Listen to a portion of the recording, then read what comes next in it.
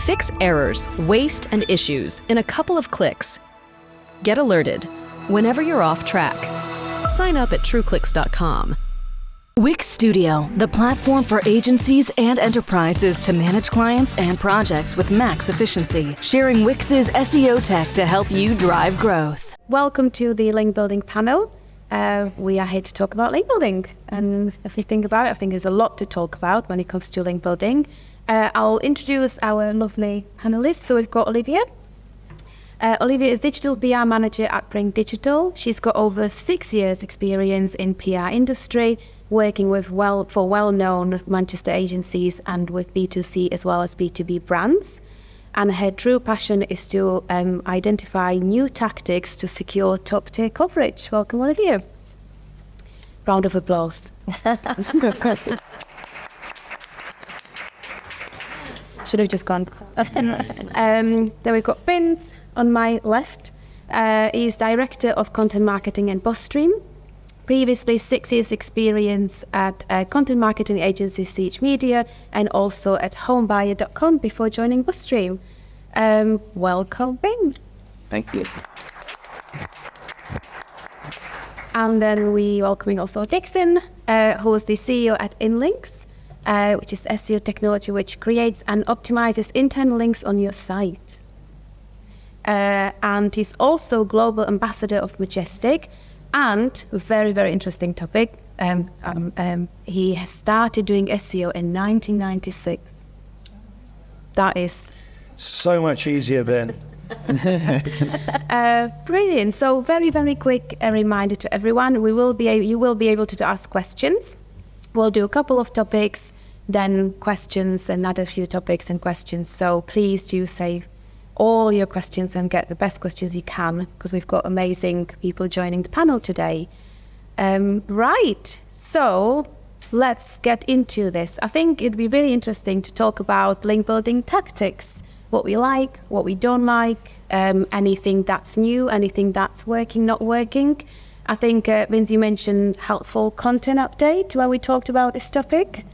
I think kind of the discussion I wanted to really have with this was just how things have changed with helpful content. And, the helpful content update has been coming out since 2022.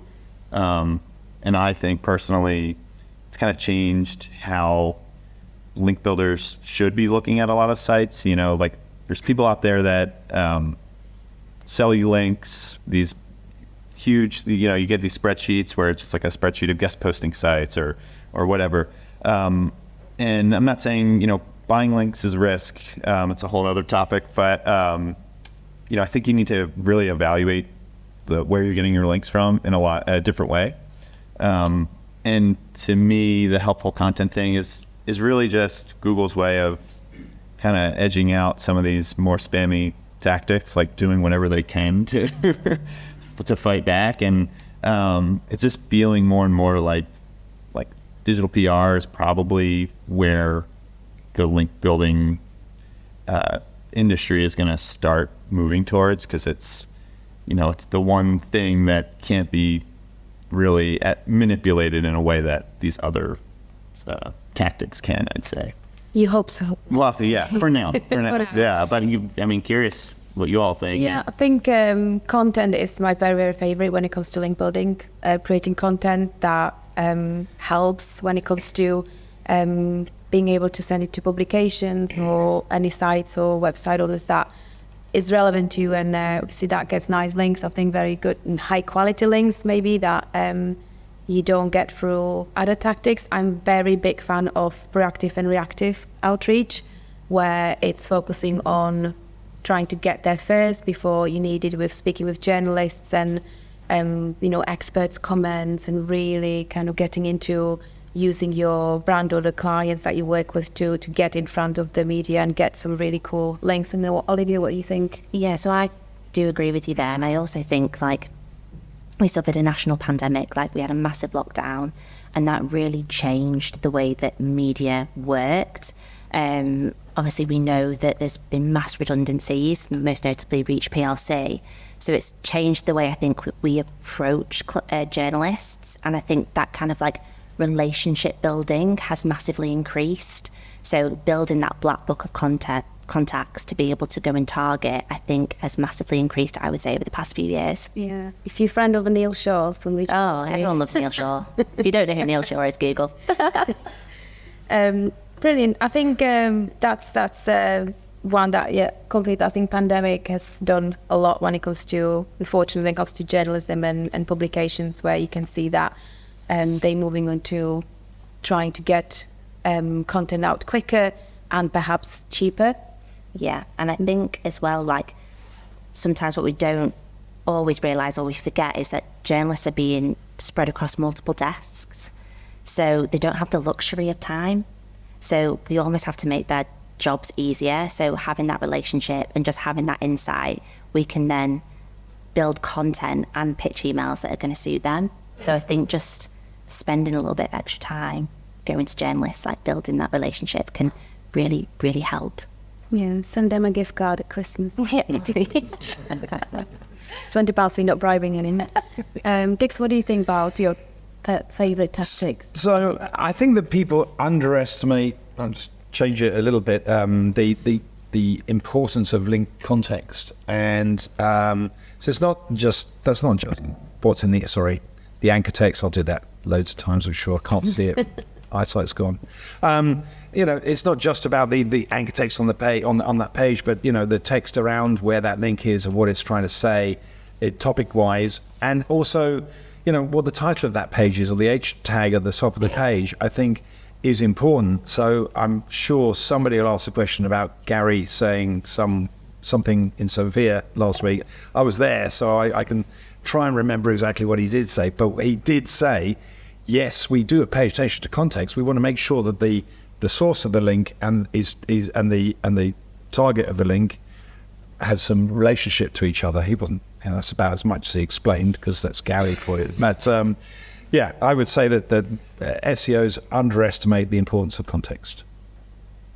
And I mean, I think you can get that too that's kind of what I was getting at with, these spreadsheets and like kind of the low quality spammy sites out there. It's like you talk to so many sites out there that they just know that they're buying links. They need to get links. So like, that's the easiest way to do it.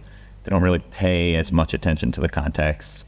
It's just, here's a link insert or something I'm going to do. And like, yeah, if you're not paying attention to how it fits into the broader context of the site, the page, you're not really providing any value at all. No, and I think it's quite clear that Google just discounts most of that straight out of the box, doesn't it? Yeah. Yeah, quite rightly too, I suppose. So talking about what's working, what's not working, I think that buying links, we shouldn't do that. That should be not working 2024. But what do you think that's hot at the moment? That's working for that's digital PR link building. Okay, so buying links. I get going out and buying links is a bad thing, but I'm happy to pay for my listing on Crunchbase. I'm happy to pay for my listing on Capterra or whatever.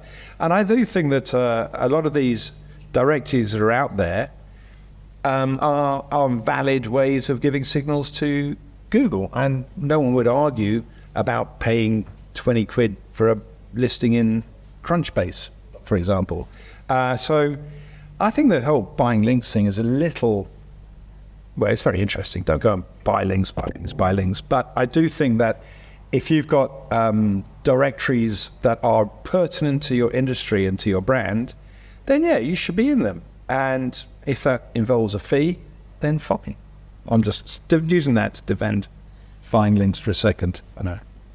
I think, from it. a content perspective, and what we're sending to journalists, I think data and insights have massively increased. TikTok, we all see it, we've all heard about it. But anything where we can show the journalists that we've got the data there to say, this is interesting, people are talking about it, it gives them that sort of emotional trigger to cover it, essentially. So that's what I feel, in my experience, has been working over the past few years. Yeah, I think that the end game is there with the content, with the data-led content, is that you adding to a conversation and you sharing something that they can share with their readers and they know it as value to the article. Yeah, absolutely. Anything that you see not working? Oh, that's a tough one. No, I'd say mass outreach from our perspective. Like, not that it doesn't work, but I feel like now, just going back to my previous point, having that more personalised tactical approach is working so much better than maybe doing a blast outreach. I would feel that I don't think that is working as well as it used to. So that more personalised approach, I think, is what I would say is hot in 2024. Yeah. I would agree. You can't wait for what's going to stick, right? It's They use that awful saying, you've probably heard it if you work in PR, spray and pray. Awful saying. I think it's relationships with the press so important. I think I always say that in digital PR outreach, PR, whatever part of PR it is the most ignored, because you don't get any replies. You send so many emails and no one gets back to you. Or you get an aggressive message going, why have you contacted me? This is awful. Yeah, or tweet just to make sure that it gets out there and just to humble you. Yeah, just to get on nerves.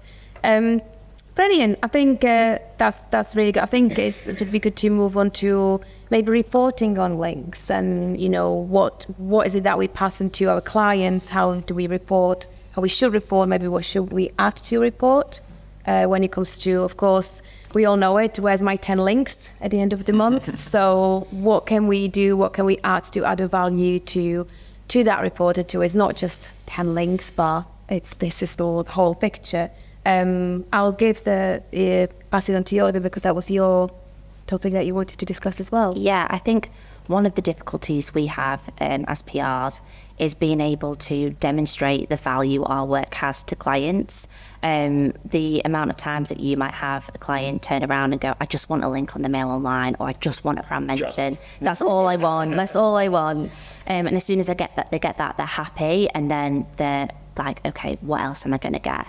So in our reports, we really get the opportunity to report on the impact our links have had, and that gives us that vital opportunity to be able to report that to clients. So for us, we want to be able to show, okay, has our links had an impact on keyword rankings? How much traffic have we generated to the website? Have we had a return on investment? Can we prove that? And even just going beyond that, like share of voice, social listening tools, how our sort of campaign has gone beyond the media. Having that all in a report, I think just shows the value our work has. So that is what I would say that we include in reports and why a report is so important. Yeah, brilliant. Bence, you've got a lot of report options when it goes to BuzzFeed. What do you see? Yeah, I mean, I guess I would say one of the more recent aha moments I've had is just the quality versus quantity thing. Like, I kind of went into an analysis using, it was Ahrefs just released this new, they call it best links around the same time, and it's essentially just looks at the links that you get, the site traffic, amount of traffic it's getting, organic traffic, and then also the domain rating. So I went through and just started looking at these sites where it was oh, this looks like a great link, but ultimately when you put it through some of those, or this is a great asset because it has 100 links or something. It's a great website because it has this huge background profile of 10,000 links. But when you go through and actually look for the quality links, it's something 60% of them are gone. And so I do think there is something to the way that Google also looks at links, and I mean, John Mueller has said as much, where well, what's more important, the quality or the quantity? Should I go out and build 1 million links or something? And he said, no, you could get one link from a very highly relevant site, and we might value that more than 1 million links that you got from somewhere else. So I do think there is more and more, again, a kind of, this is becoming my thesis, is like more and more value that they're pushing on just like getting away from just like this mass link building, getting away from just building links just to build links, and like this number of like hitting 10 links. You know, I mean, that's great and all, but like if 9 of them are just total crap, and we're not providing any value. So I mean, it gets to what you're saying, Olivia, like provide the traffic value, provide, you know, how it's actually impacting rankings, and yeah, I just, there's too much focus on quantity of links, and you could take down any of those like link building posts, I feel like, or sorry, LinkedIn posts that people post about, oh, I just got 1,000 links for this campaign, and if you dig into it, it's like, Oh yeah, I know you always dig, don't you? You always have a look and go, no, you didn't. No, you didn't. Totally agree. I think that's okay. I am biased, but that's why I think citation flow is such an important metric, because it's a very close approximation to the original PageRank algorithm, and you can see that 1 million links with no value is not worth the same as a link with a citation flow of 20, 30 in Majestic. And it's, you know, the maths is, you know, is incredible, and they're crawling 1.6 billion pages a day, so they kind of, you know, have a pretty good map of the thing. So I think citation flow is a proxy for PageRank is a very useful thing to tell the client, so that they've got some idea of that. But I think the other thing that if I was on the, you know, unfortunate side of being where you are, where you have to do the link building, and then I think telling the story behind the link is probably as good a thing as you could qualitatively do. You know, why is that link important? Who was, you know, how important is the writer of that article that wrote that thing in the first place? Or, you know, why is that page an important page on that website? And the story as to why that's good for your business is probably as good as any way of explaining things. It may not be just a spreadsheet answer, but, you know, I think that would be a nice thing for a client to understand and feel that there's a bit more to a link than just a link. But most of my stuff is internal linking, so it's a wholly different kind of Still very, stuff. very important. Yeah, well, so there you can sit there and show, you know, the missed opportunities. If you're doing a link audit, you sit there and show, well, yeah, you'd already hard-coded 1,700 internal links in your content, or 17 internal links, and there's, you know, 300, 400, 500 here that you missed that you could put in, and all of the links on your website that are going to dead pages on your website and stuff like that. You know, that's a fairly basic, obvious thing to do, I think.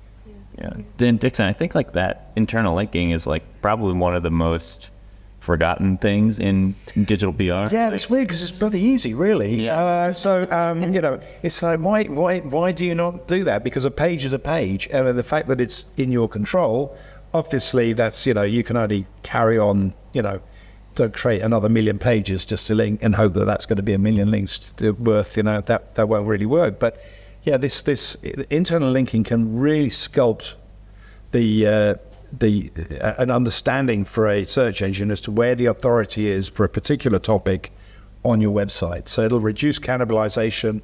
And people say, well, the perfect structure of a site would be to have, you know, one section on, and I don't know if it's a DIY site, one section on power tools, one section on paint, one section on screws and stuff like that. But then you start writing a blog article that's about, you know, setting a new front door, and it's talking about paint, and it's talking about screws, and it's talking about drills and electric stuff, and so you need to be able to have that context going through the site, and internal linking does that very effectively. Absolutely. I think just going back to reporting as well, what for just adding personally what I really like looking at is also readership of the sites. I really started digging in, of course, you know, the volume when it comes to readers, but the media packs. So are we looking at the right publications? You know, is it, if you're targeting campaign about women, do actually women read that publication? If we're targeting Generation Z, is it actually reading that publication? And I find them, and I'm really boring, I find it fascinating, but you know, it's my Friday now, going through media packs when it comes to publications, but it really helps if you also understand is when you reach out and say, well, it's relevant to you because this is targeting women age 35 plus and your audience is women age 35 plus, and that really gets there. But that's just one thing that in digital PR, do you find it's just about the link, or is it about the citation and the mention of the brand just as important? As important, yeah, absolutely. I mean, it's difficult sometimes where's my 10 links, but, you try to put that forward and then really explain and, sometimes educate perhaps what's important to look at. Like Ben said, 10 links, 9 of them are shit, it's what's that going to give you rather than. And we are starting to see, I think, a massive increase in the follow, no follow. Like a lot more no follow links are happening. So even just a brand mention, I think, when you're reporting, that's still got benefit. Yes, it might not have the authority as a follow link from a top tier media site, but having a brand mention, it still signals to Google that, okay, it's trustworthy, so it still has that benefit. But yeah, I am starting to see a massive more. I always thought that no follow was a stupid standard for Google to try and bring in, because the only people they're going to start no following links are SEOs that understand what they're doing. They're just going to scan all the good ones, It's like putting your medias together. So what does follow links, kind of ticking the boxes of when it comes to publications to target. Yeah. To your point, too, like with it's like a popular thing. I feel like in SEO, it's like if Google was gone, would your links still matter, right? So like knowing the readership of a site that you've gotten links from, like if Google didn't care about links at all, would you still be getting relevant traffic to your site? And that's like 100% what you're saying. It's like, that's why it's so important to match the outreach with your audience. And sometimes it is that it's not, the Daily Mail or the massive publication. I mean, they still, the biggest one, unfortunately, but you get the niche, very, very niche publications that may have lower numbers when it comes to DADR, citation, because whatever you look at, but it's so super relevant to the brand or client that you work for, you work with. So it's just the, DIY, and there's so many niche publications that are small, but that traffic has got massive value. That's the ROI really. Yeah, and regional media sites also I don't think should be forgotten. There's loads of them out there with really strong high domain authorities, and they've still got that relevancy. So if you are doing outreach, like, do check those sites out. They're really good ones to get links in, and most of them, not all of them, do offer follow links as well. So definitely one to bear in mind. Absolutely. Especially in the US. Yeah. If you know how to do international outreach, Wonderful. Hana's talked earlier. Absolutely. We ran a campaign. We got link in Forbes, which brought 800 unique visits, and then link in Manchester Evening News, which is 120,000. And it was Manchester brand, so it's so. They were like, Forbes, yeah, great, but Manchester Evening News, get in. Almost crashed the website. I think it'd be really good to jump into questions. If anyone's got questions to ask, I'm sure there we go, one at the front, please. So you got to wait for a microphone now. Yeah. If we can have questions as far apart each time, Yeah. because it's good for exercise. Yeah, hand show. Oh, is it a second? There we go. Cheers. Cheers, guys. You did sort of touch on it already, but I just want to touch on it again because it's particularly pertinent to our sort of business. Follow versus no follow. Just to your point, I mean, we work in a really sort of competitive industry, and luckily we've got a lot of linkable assets. So we're getting like 150 to 250 PR links per month from media, and I would say it's probably now 70, 80% no follow. And obviously you've got big budgets involved in that on our side. Can you tell us the industry? Gambling. Boo. But yeah, so do you think that's a concern? You would probably put that on me and say, is that impacting your traffic? We've got lots of like holes in our technical strategy, etc. So it's obviously fairly plateaued. It's hard to tie back to links. But yeah, it's a big concern for me. So I was keen to get your thoughts. Yeah, I suppose in that instance, it depends what the client deems as successful. If it's follow links and that's what the follow links are, then yeah, there could be a potential there for there to be a slight crisis, but I think you need to take it beyond that. So if you're still getting the brand mentions, like compare it to, there was a really interesting talk before about reporting and looking at like if other competitors have been mentioned in that article, if you're the only brand mentioned, look at social listening data, go further than just looking at that follow link. But I think it's all about that, going to the client, what they deem as successful, and maybe having that re-education with them just to say it's still valuable. And yeah, I say that as an industry as a whole, we are starting to see a lot more no follow links. Luckily, we're in house, so we're the clients. So we're quite happy to say, exactly, yeah. And yeah, just to Dixon's point as well, I think the around, is it worth having no follow from like a Google point of view? We often have like every Wikipedia link is no follow. How many people wouldn't have a Wikipedia link? When you're in the gambling end of the world, I can't answer your question. I don't know the answer to your question. In a normal face of things, sorry, smash them all up. I'll move it. I'm more than happy to have a no follow links. I think that Google has devalued the no follow signal to a reasonable extent. It takes it now. Well, their stated opinion is it's a suggestion, not a fact. So Google is already discounting most of the links anyway. I think that this decision as to whether to discount a link because it's no follow is probably no different to whether the context is correct or incorrect or whatever. So I wouldn't worry if I wasn't in gambling or porn. But if I'm in gambling or porn, I'm afraid you're going to have to ask somebody else. I think with the, I guess that you touched on that, is there the traffic? Is it still coming through? I would look at whether the no follow are going to all industries or if they're just doing that because they're in gambling. It can, and just speak to them. We've done it before. Can that be changed? Is there a reason? Just dig into the side.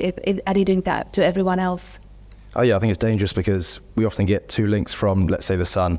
Bad rag, but good link. I'm sure you probably agree. But like one will be no followed and one will be followed. Yeah. So it's down to the individual journalist, which is a bit of a concern because they're making the decision to do it, which is quite interesting. It's not every platform. Yeah. Cheers, guys.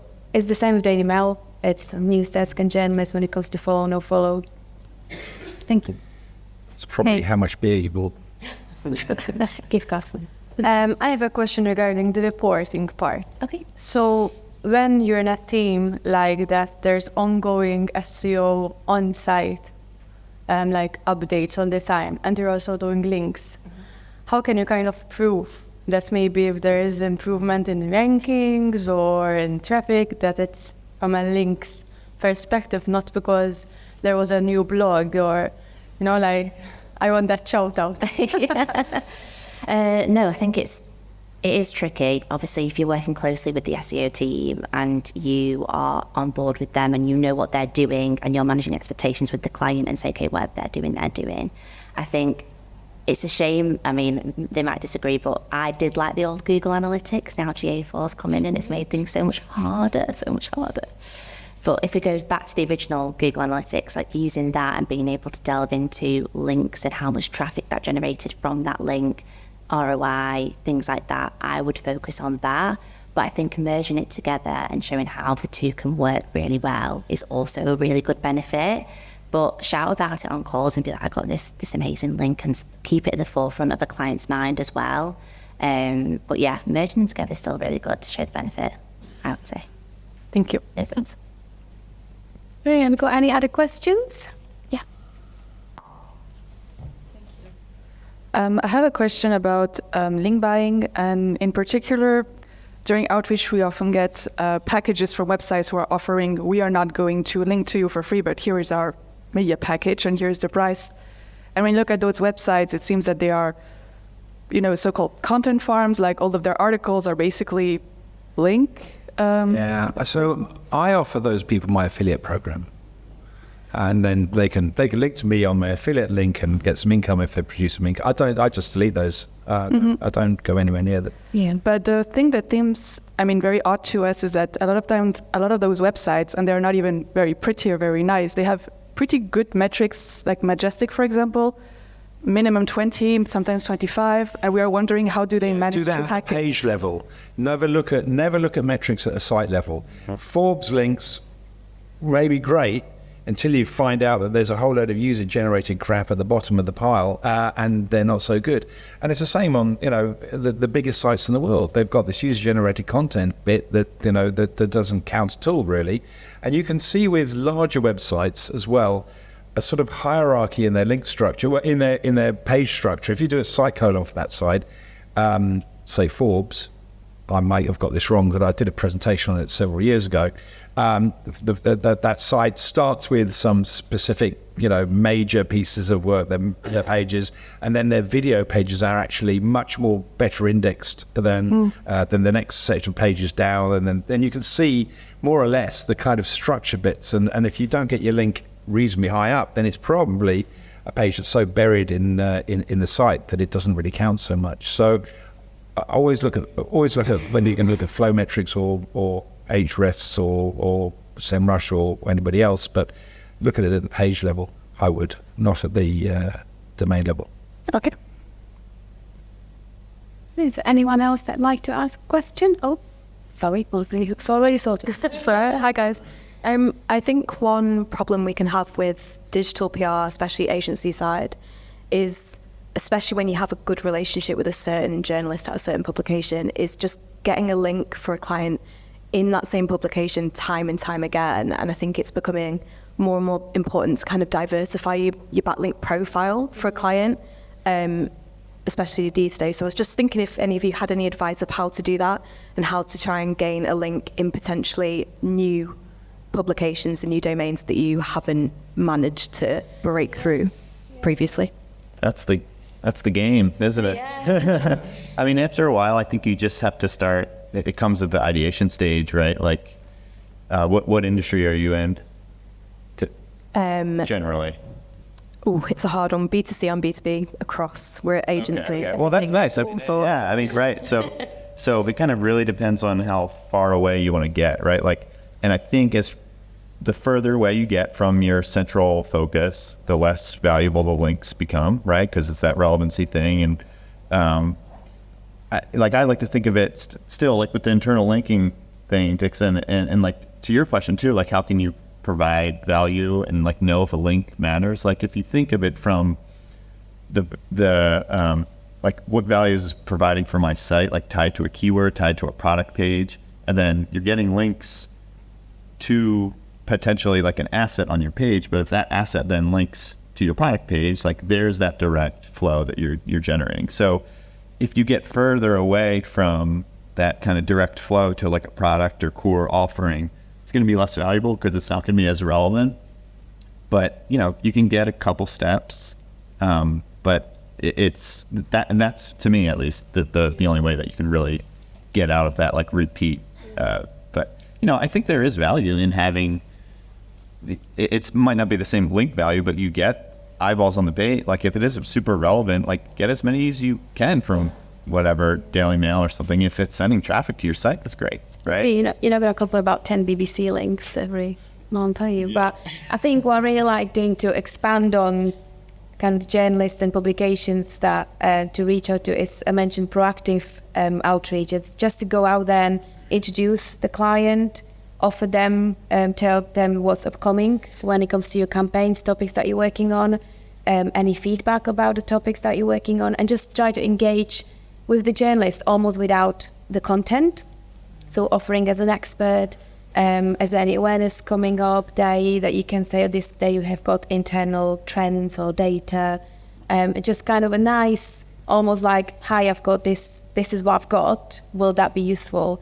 And with the proactive outreach, we tested it and we did that for clients, sending out these proactive emails to relevant journalists that we never spoke to before, and 63% replied. So it is the one it expands that kind of, yes, I'm not asking you to publish my press release or my content, or, I'm not sending you to my website, I'm offering you what I've got. We've tried that with one client, we've tried that with a list of clients, and it does work magic. I was going to say, and also go beyond maybe your media database for sourcing contacts, like use Twitter or X or LinkedIn. If you've not had a chance to see it yet, the Muckrack did their State of Journalism report, and 90% of journalists are using Twitter. So use it, see if you can find new and top tier journalists and do that investigation stage and ask them, like Hannah said, introduce your client, but also ask them, follow, you're going to do follow link, you're not going to do follow link. Maybe not that brass. Maybe not that brass. Click on tweet. Just a little tweak. I'd also ask you to reverse that thought process, because getting the same link on a link on the same website all the time actually is sometimes, as Vince mentioned, a really good idea, because WordPress is a really good example. When somebody puts something on a blog, at the start, it's linked to from the homepage of the blog. It's there, it's obvious, it's got a high page rank, high citation flow, but after time, that gets off the homepage and it's lost, and then literally the value of that link will drop off with time. So a constant engagement with a trusted source is a good thing, and your client should be delighted that you're continually getting new content on there that's valuable. Thank you. Got any other questions? Yeah. Oh, Pierre. Hiya. When acquiring links, is it enough just to have page relevancy, or should the whole domain be relevant to the client site? That was a big. That's for me, isn't it? I think page relevancy is the most important. I think it's much more important than domain relevancy. But I think I have to clarify that, because if that page is the only page on the website about that topic, then arguably that shows no signs of EEAT, because it's just a page on that's out of context. So the context comes in with the other content, the other internal links on that site, and how they interact with that page. If that page is almost orphaned, then I think that the page itself won't carry much weight in that context. So yes, page content is vitally important, but I think that if it's completely out of context with the rest of the website, the value of that may drop quite quickly. You could boost that up, but the best way to boost that up is getting other links to the page that's, contextually relevant links to that page. So if all of a sudden the BBC comes out with SEO is the best thing since sliced bread, and it's the first time they've ever talked about SEO, then basically as an industry, we just all link to that page and give that page some contextual authority. So it's fine if a website has multiple topics?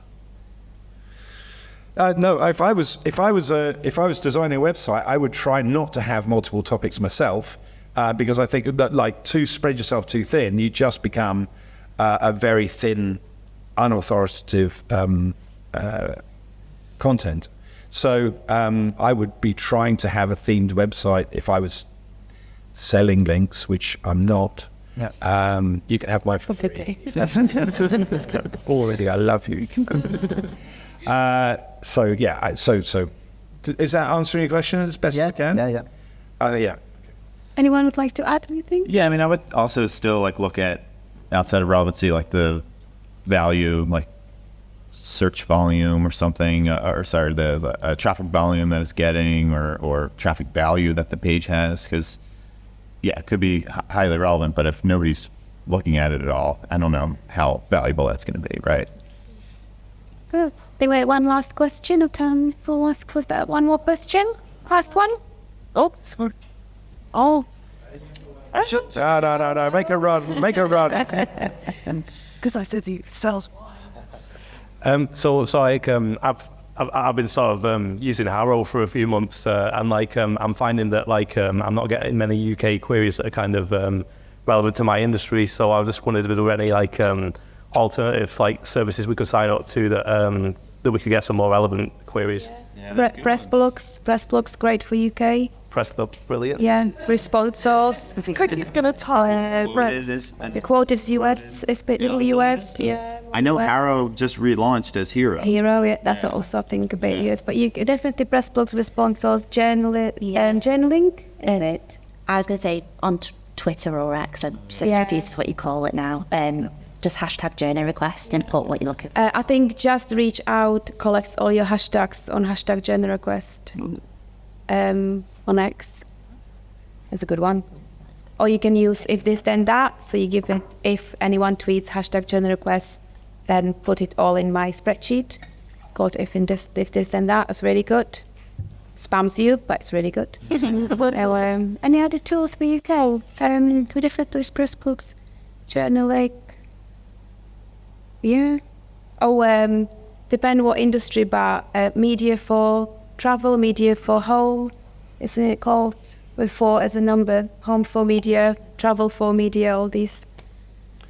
Yeah. There's certainly Majestic's just come out with an authorship thing that goes into there, so you can go and find out authors or that are interested in particular areas and things as well. There's something like sort of BuzzSumo is a sort of similar idea as well. Yeah. So tracking down the author, the journalist that is the expert on a subject, rather than waiting for them to come to you. Yes. And that again goes back to proactive, so find that relevant journalist and reach out to them directly with introduction. Frill. So for any more questions, we'll have another round of questions, but let's move on to next topic, and that's all favorite AI. So link building and AI. So any thoughts? Favorite, not favorite, love it, hate it, using it? I'll go first. So I think there is a place for it in terms of helping make our lives a lot easier, which is what we need as digital PRs. However, you need that human element to be able to sort of look and check at what is bringing out, essentially. I have used AI for a digital PR campaign. We used Midjourney to create images. We were doing a future makeup look, so looking at like what the makeup would look like in 2050, and we got insights from a futurologist and created these images, and it did really, really well. So in terms of having a place, things like that I can think work really well. ChatGPT, it's great as a starter for 10. It can be great to bring in some ideas to brainstorms, but I wouldn't be using it to draft content, especially after the March core update, where Google are really kind of like cracking down on spammy stuff. But I think it's great as like an ideation starter and making our lives, I would say, a lot easier. I agree. I really like it for ideas and sometimes turning it on its head. So if I got an idea, I ask ChatGPT to expand on it, so I can then see that fall and my fall and how it matches or doesn't match or what I can do. So definitely I agree with Olivia with starting with it, using it to help, not to do the job for you. Yeah. I do like rows for spreadsheets. Yeah. So it manages, it's fantastic, lifesaver. So anything I absolutely love it in link building as long as it saves your time and it makes it more efficient. It's not something to rely on, especially with the Midjourney pictures, 4 fingers and 5 elbows. Oh, yeah. But it's not there yet, but I think it's to be used. I personally think it's to be used and it's to be experimented with and make your life easier. Yeah, it did take a long time, those images, disclaimer. I think there's two points I've got, really. I think AI can be particularly useful, I would imagine, if I was doing outreach in communicating with those people. So AI can very simply summarize that page that you're about to ask for a link from, and really actually feel like you have read that thing, rather than what you all do, which is say, I thought your product, Mr. Tick, because I put it in my LinkedIn profile, Dixon Jones, I loved your page and I haven't even read my profile. That's why you should use a little emoji at the start of your LinkedIn profile, because you can tell every time you've been spammed by a link builder. But you can use AI as a prompt to better communicate and resonate, I would have thought. So I would thought that would be a good, reasonably safe way of using AI. But I think the bigger question that's coming down the pipe is much more about how SGE and Copilot and all these things are coming back out, and they're citing websites, and that, as far as I'm concerned, is a link in the search results. That is something being cited, and I think it's an important and valuable and long-term thing that we need to start paying attention to, because sooner or later, Google's 10 blue links is going to be Google's 1 blue story.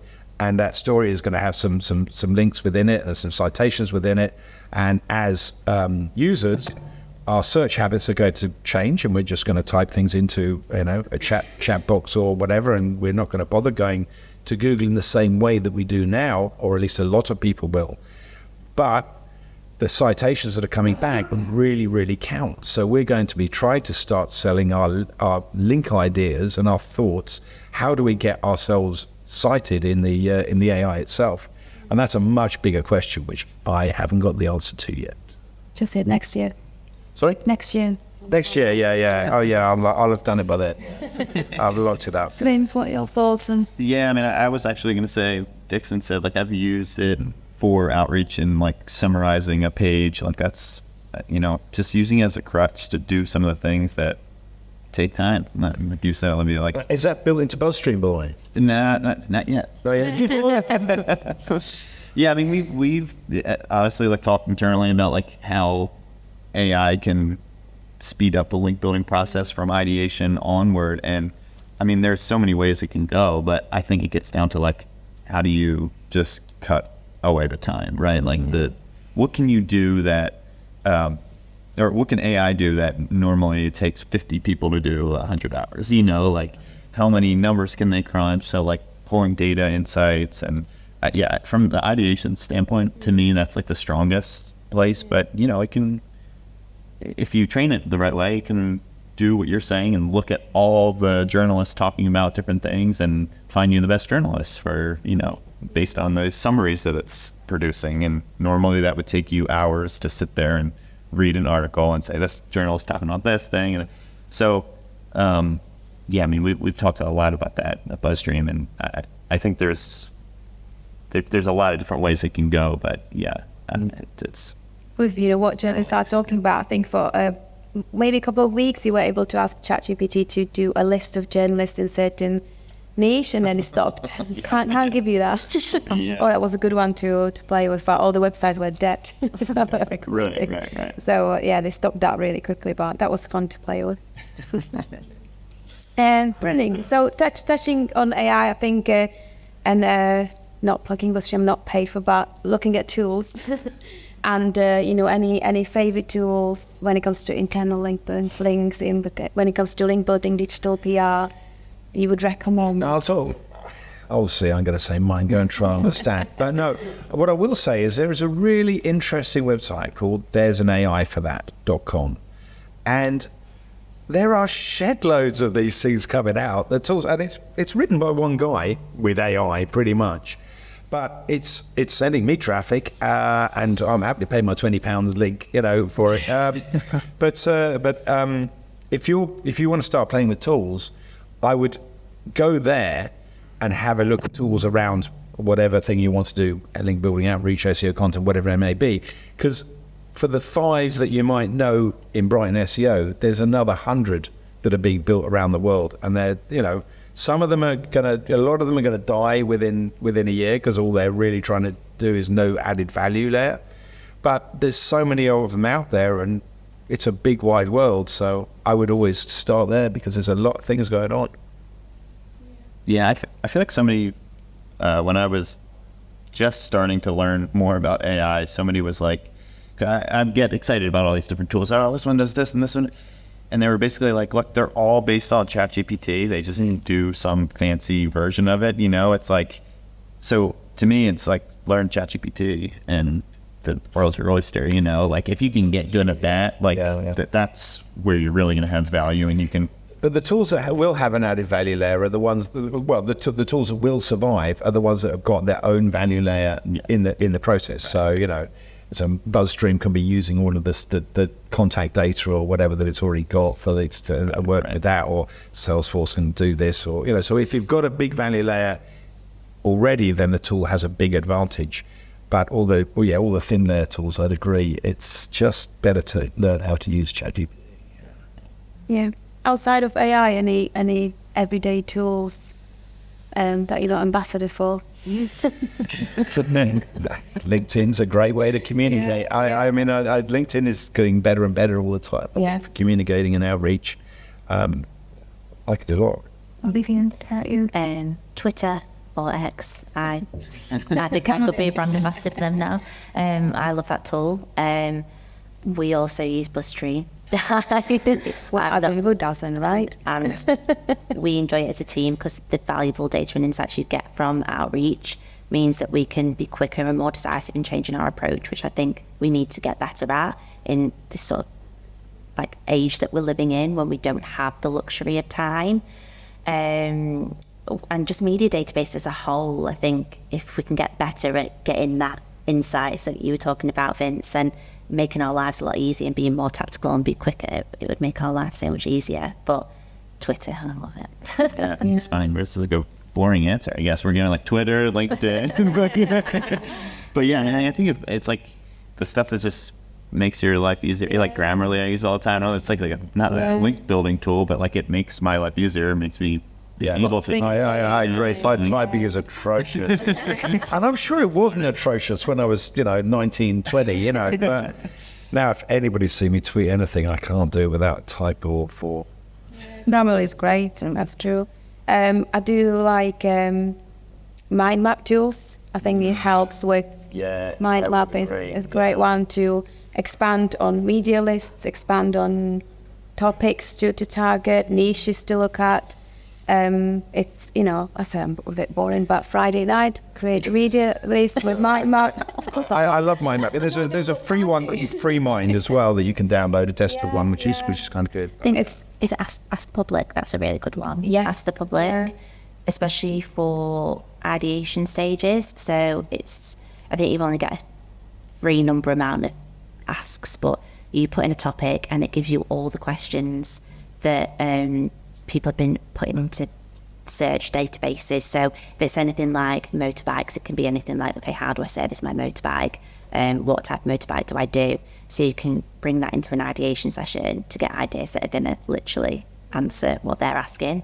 I think, keyword research in general, just starting with that when it comes to any idea, and where should you start? That's where you start with, and almost goes the logical, and then using relevant tools to get to the point to really focus on the relevant keywords to target in your from idea to execution, really, for any outreach activity. Yeah, I'd say the other thing is like don't rely too heavily on tools. Sometimes they can lead you astray. If I'm not like calling out specific tools, but there's some that say like your content is not 100% whenever accurate for SEO, and it's like you should be putting this keyword in 40 times, and then if you get too far down in the weeds with these tools, like your content's going to sound just like AI is spinning out, or you're going to sound like everybody else, which is not what you want. So be selective, kind of maybe pick your tools and stick with them. You don't be jumping around, and it's not great, at least for me, like you can get overloaded with like metrics and the one is that don't sound like AI. That's a brilliant tool that can check your content whether you sound like a human or AI. Oh yeah, it's fantastic. That. But I heard that those AI checking tools are not particularly robust at the moment. They're kind of if you get a paid version, they're pretty good. There's again, it's a tool. It's not going to be. I think it's getting there. It's not going to be 100%, but it's good to see it for, what percentage you get, whether you sound like AI. And we've tested it. We've got content written by AI, content written by a copywriter, and it was pretty accurate. I think we did 10 pieces of content, same topic, written by AI and copywriter, and it really it spotted it. Yeah. Okay. And then we just did a couple of journalist articles, just for fun, to use this AI. Brilliant. So we've got some time for more questions. If anyone's got any questions that we didn't ask just yet, any follow-up questions. We've got any questions? We must have some questions. Yeah. There. Hi, sorry. This isn't about AI. This is going back to the paid links that we were talking about before. So obviously we all know that buying links is bad. Obviously we know that industry-wide. What do you say so sometimes, basically in our agency, we've seen competitors sometimes who we feel quite strongly that they are buying links. And you can tell this when you delve into their backlink profile and see the trajectory of obviously the link acquisition and how steep it's been. And we see that they are, perhaps ranking more highly than a client. And then sometimes you'll get a client asking, okay, well, does that mean we should buy links then? Because it's clearly working for, XYZ competitor. What would you say is a good answer to that? Because obviously, typically we would always advise buying links is bad and explain why it's bad, but then the findings that they're seeing, if that seems to contradict what you're telling them, it's quite hard to convince someone that it is bad. I think, of course, buying links is not sustainable. It's going to happen at some point. I think that's the it's difficult to explain, but of course, as you say, advice against anything, just don't buy links because you'll get caught. When you get caught, that's the question. I think it's I would always advise not to buy links, not to go into that. Also, you never buy the same quality links that you can earn organically. You won't get those links. I mean, you could in Huffington Post some months ago, but they caught them now.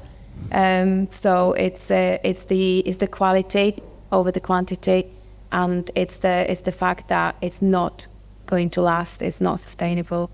I mean, Dixon did talk about buying links, so you may have. Oh no!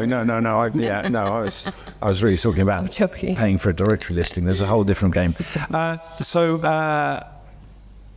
The proper answer really is, if John Muller was on the stage, he'd say, just share that list with me. And I think if you want to do the right, if you want to just be aggressive about it, and you probably should be if that's what your client's demanding, you should basically dob them in. But I wouldn't dob in the competitor. What I would do is take some time to work out the link network itself, and use one of the several good tools out there to do that. But because they don't really care about one website, they do care about a network that's selling links. So don't go and say, hey, my competitor's got all these links, because that means John's got to do work. If you go along and say, this seems to be a network of link resellers because here's some charts, then I think that you may find that your competitors' links lose their value a lot quicker. We'll report them. Report the link network, not your client. Because the thing is, your competitor, we've all found ourselves in dodgy link networks. There was a global websites.ws thing that just linked everybody. It just went through the web and just linked everybody and stuff. And I remember back in agency days when I was very young, finding Penguin days, we were suddenly finding all these link networks and thinking that these guys had been buying links. They hadn't. They'd just been spamming for no good reason, linking to absolutely everyone, causing Russian chaos and I God knows what they're doing. But trying to then blame my competitor would have been a mistake. I think, look to the network, not the quick win. Yeah, catch the big fish. Yeah. It's a risk. I mean, it's a risk assessment, I think. Like, if that's really the only way that you think you differ from the competitors is these links, and you're damn sure that these links that they've bought are the reason that they're ranking, like, how much value does that have, like, to you and your business if Google's going to just come in and take them all away? Like, are you willing to spend the whatever it is, 10K or something for all these links just to get these keywords ranking if that risk is there that Google, because all, like you said, Dixon, like, all it takes is for John to find one of these link networks, and they don't penalize the site, but they devalue the links. So, I mean, I would challenge, like, whenever people talk about that, I always challenge them to look at, like, is it really these links, these particular links that they're buying that are really driving the needle for the ranking, or is it like one or two of these high value links that they've gotten? Is it only a couple? Because if you're seeing these sites, and I'm happy to, like, follow up with me, send me the sites. I usually look anytime anyone offers me a guest post, like, here, check out my list of guest post sites where you can buy. I say, sure, send the spreadsheet. So I just know, okay, these are all spreads that bad sites, right? Like, right? Like, I'm curious just to see, like, because I used to fall prey to that. I feel like when I first started, it was just like, oh, here's a great site, it's a great DA, and you didn't know any better. And then as you get, more in the game, you're like, wait a minute, these are all just garbage. So, it's worth doing the research, I think, like this instead. I suppose another point you could flip it on its head is potentially like reporting on more reporting on the links that you got from digital PR or outreach in general. So looking beyond like for links, like looking at social listening data and how that has impacted your client or your business to kind of go away from the paid links. Shine the spotlight on it. Yeah, and could just flip it on its head. Hard when it's quick and easy to buy a link and you see a massive impact, but that could potentially be a strategy for long term. You start building the blocks now with them. Thank you. That's really helpful. Yeah, we've got one more question at the front. 1, 2, 3, third row.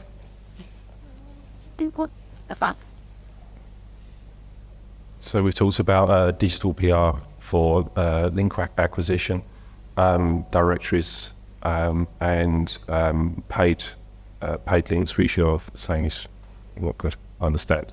Are there any other sort of niche ways of getting links or creating links that, although you wouldn't go into them wholesale, are worth a consideration in a safe way?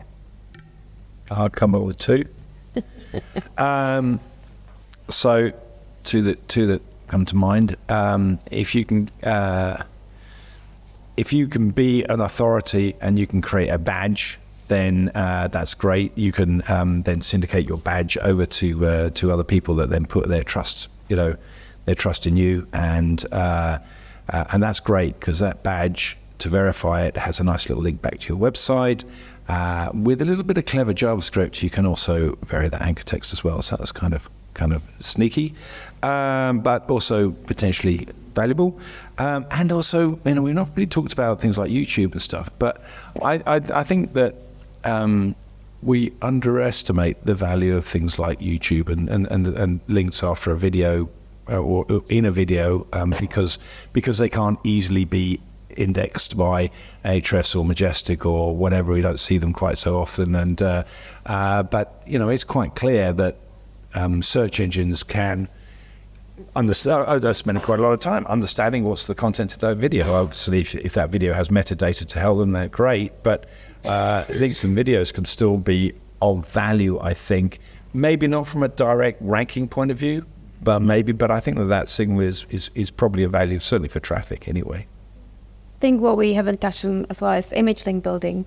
So supplying images to sites and journalists. So as simple as taking images relevant to your brand or client, from glasses on a table to, if it's healthcare, pills thrown on a table, or just relevant topic. And it's really easy to set up image bank on Flickr, for example, which journalists use a lot. I don't think they're fans of paid for databases anymore with images. So setting up Flickr, putting images there with, of course, no to link back to your site, and offering that to journalists, getting, it gets relevant keywords, of course, on Flickr, relevant hashtags, and that works magic. We had a situation where our client took a picture of, it's very, very random, but it was on holiday and watching sharks, and shark just, jumped out of the water, and it was the mouth, the teeth, everything. That image has been shared about 1,000 times, and it gets linked every time. And if it doesn't, follow up and ask for link, because it's your image. So image link building, it just works wonders. It's amazing. I mean, that's one of my favorite kind of outside digital PR content tactics, is definitely that. So you're saying syndicate that, or are you saying reach out to journalists and say, will this be interesting for a piece? Yeah, so you can reach out to journalists to let them know, but then also journalists do use Flickr, so they will spot your images on Flickr, because they're Flickr. So of course, following Flickr's advice, so any relevant hashtags for that topic to get that picture seen as soon as possible. It may take a month, it may take 3 months, but we do see that these images do get spotted, because journalists do flick through what they need when it comes to the topics and the images, and then you can see the images. It's a long-term kind of tactic, but it's also a very cheap tactic. It works really well. Can I add one as well? Because I think it's a really obvious one that people just miss. Most of the tools will have a thing like Click Hunter is what you call it, Majestic. I think there was Link Gap at Ahrefs and stuff, which analyze the competition. So you have a look at all the competition, and if you've got 10 competitors in the list and yourselves, then all those websites where 9 websites are linking to, what a site is linking to, all 9 of the others and not you, obviously that's just go along and just do it, you know. But that always goes down to sort of 4 or 5. If 4 or 5 of your competitors are all getting links from this website over here, then that means 2 things. 1, it's not doing them any harm, and 2, if there's more than 2 or 3 competitors that are getting those links, it means it's a market for you as well. So forget link building; it's a market for you. So use those tools to find competitors' overlaps. I'll add 2 quick points too. Don't know how big your brand is. This usually works well with bigger brands, but unlinked mentions. Somebody mentions you, haven't linked to it, obviously following up there. And then I'm a big proponent of the passive link approach, where you're generating content that has high link intent. So I mean, the obvious example of this is like a statistics post where a journalist is going to reach out to this, but I think that expands way more than people think. And definitional queries and tools and calculators, just things that are valuable, or things that are typically like a researcher is going to search for this, like types of XYZ, that those are all super valuable. And once you get to, I don't know, like 65, 70 DR, you start to naturally rank for these queries without needing links, right? And then eventually you can just start to really focus in on your content marketing strategy, just being, I'm going to create great content, it's going to get me links, right? That's the dream, but you got to start with those kind of high link intent ones. And she took my planes. Brilliant. So I think we finish at this point. We've run over a bit, so I'm not going to take any more of your time because the bar's definitely open downstairs. Time for that drink. Thank you so much to all panelists for joining today. It's been fantastic to have you. Thank you very much.